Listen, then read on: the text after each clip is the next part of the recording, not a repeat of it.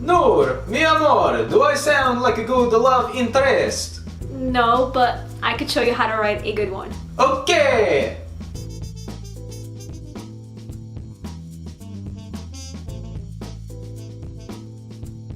Hey guys, Nour here, and here's how to write compelling love interests. But first, make sure you subscribe, hit the bell icon, and leave a like.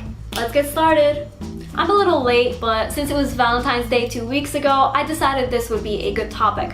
Whether you're writing a romantic story or just creating love interests for your book, there are a few rules to follow. Ugh, but we're not supposed to have rules in romance, Nour. Except we do. Not just in writing, but in real life too. For example, here's an important rule to follow when you want to ask your crush out on a date. Don't have garlic breath. Okay, back to the main topic. The very first rule to writing compelling love interests is to create well-rounded standalone characters who are intriguing on their own.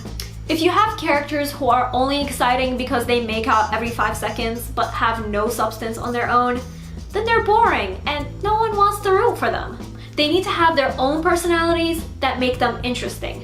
One could be a gymnast who likes to skydive, and the other could be a high school coach who volunteers on the weekends.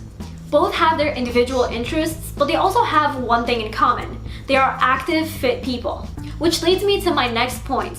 While they do stand alone in their personalities, they should still share interests or at least have similar life experiences.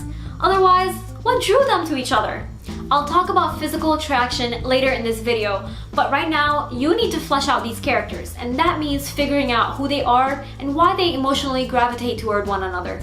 Do they both come from families of divorce? Do they both like volunteering? Or did they both go through something traumatic?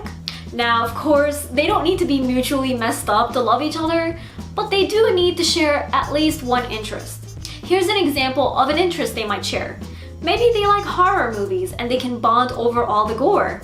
No matter how opposite they are from each other, a shared thing is a must if love is to be formed.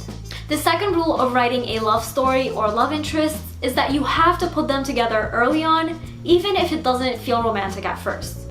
Literally, they could just be kids who play together and grow up to be more than friends. They could even be arch nemesis. But if you maneuver them to be in the same room or the same hallway or the same bus stuck together sharing seats, then the reader is more likely to think of the possibility of their mundane meeting leading to something more. So don't be afraid to introduce this idea early on. Like I said, they don't even need to like each other right away, they just need the opportunity to be in the same place at the same time to foster the idea of love. In fact, the smaller the enclosure is where they bump into each other, the better, because then they can't escape each other. The third rule is to create a slow burn. We love a will they won't they love story because it's full of conflict. Think of any book, show, or movie with love interests. Love interests don't get together right off the bat. In fact, writers like to play with us.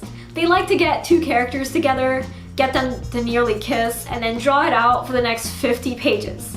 Or they do kiss, but then a conflict gets in the way to separate them for a while. A secret comes out that makes them distrust each other for some time. But that just makes us root for them even more. After we learn about their shared interests, history, and experiences, we know they're meant to be. So everything that happens gets us even more excited for that moment when they do end up back together. They could be attracted to each other right away, but they shouldn't love each other immediately unless they already had feelings for each other before the story began. The fourth rule is all about creating attraction. Do they find each other pretty? How do they show it? Do they keep glancing at each other when the other person isn't looking? Does the girl keep twirling her hair? Does she keep touching the love interest's arm? There are so many ways to indicate attraction. It could even be as simple as stuttering or messing up words. One could enjoy the other person's smell. In the end, what matters is that you show their attraction instead of just telling the reader about it. Even if they hate each other at first, they might find each other beautiful. Which is why we say there's a fine line between love and hate. Which leads me to my fifth and last rule. Make sure they have a healthy relationship. Sure, they could start out hating each other, but if they do fall in love, they shouldn't continue to hate each other unless they haven't fully admitted their love, that is. But if they're in love, let them be in love. Let their relationship be on equal terms. No, let it be on positive terms.